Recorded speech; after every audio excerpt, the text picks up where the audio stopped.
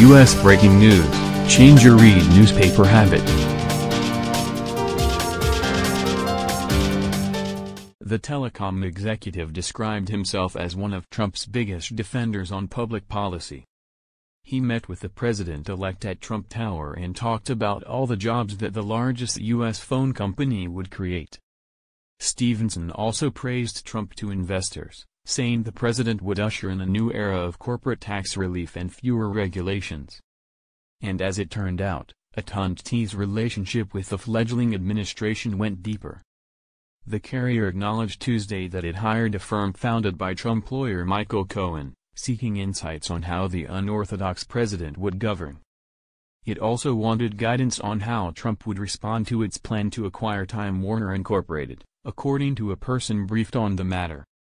The question now is whether AT&T's payments were an attempt to influence Trump's views on the Time Warner deal or just research on a new and idiosyncratic administration.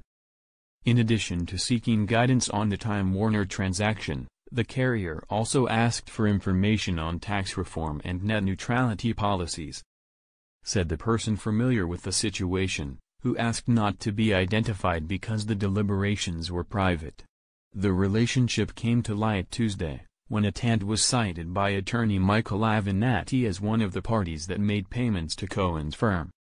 Cohen is representing Stephanie Clifford, the porn actress known as Stormy Daniels, who was paid $130,000 by Cohen just before the 2016 presidential election not to discuss an alleged tryst with Trump.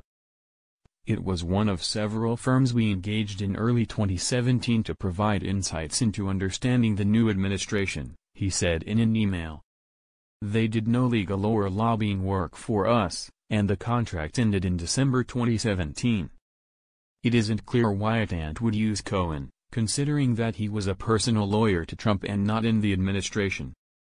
The acknowledgement pulls AT&T into a rapidly unfolding legal saga involving the president, his lawyer and alleged ties to Russia.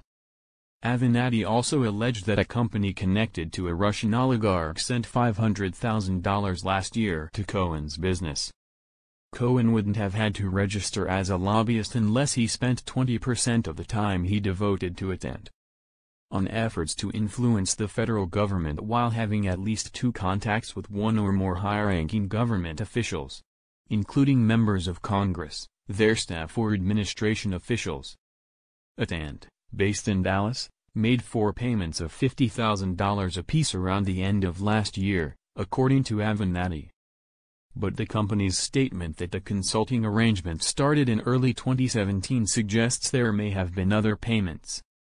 The carrier announced just before the election that it would acquire Time Warner, embarking on a vertical merger that would bind entertainment and news content with AT&T's network infrastructure. There were reasons for concern about the deal. Trump regularly criticized Time Warner's CNN unit on the campaign trail and threatened to derail any merger. We were obviously surprised when the government decided to try and block the merger, he said during a conference call in January. It is a classic vertical merger between 2 companies that don't even compete with one another.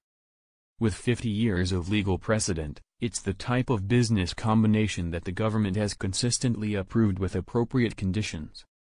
Critics have spent years accusing Hillary Clinton of making policy decisions during her time as Secretary of State based on the interests of corporate and foreign government donors to the Clinton Foundation, especially to the Clinton Global Initiative. Trump and other Republicans alleged during the 2016 campaign that Clinton's decisions as president would be swayed by donors who had spent years cultivating influence through the foundation, and by paying her to speak during the 2 years between her departure from the Obama administration and the start of her campaign.